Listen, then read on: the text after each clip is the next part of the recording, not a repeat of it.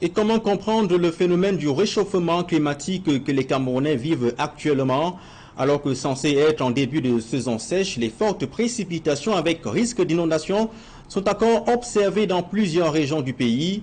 Les experts tentent de donner des réponses aux multiples questions sur ce phénomène dans ce reportage que signent François Dikoumé et Hubert Michel Kameni.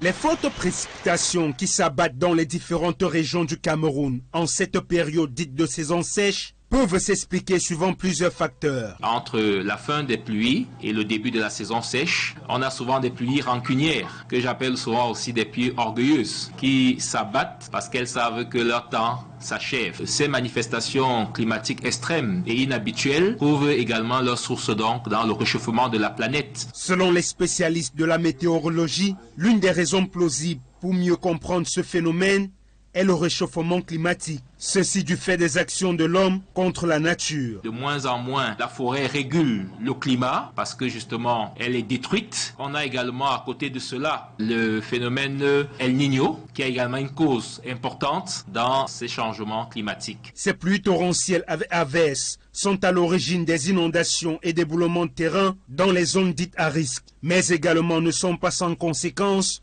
sur les autres secteurs d'activité tels que l'agriculture, le transport, la santé, entre autres. Cette situation désoriente les agriculteurs qui peuvent s'abstenir d'aller semer alors que les pluies sont encore prévues dans les semaines ou les mois qui suivent. Ça a un impact sur la production, dans les récoltes. Ne pouvant pas empêcher le déroulé de ces événements, l'homme est appelé à dompter la nature en lui obéissant.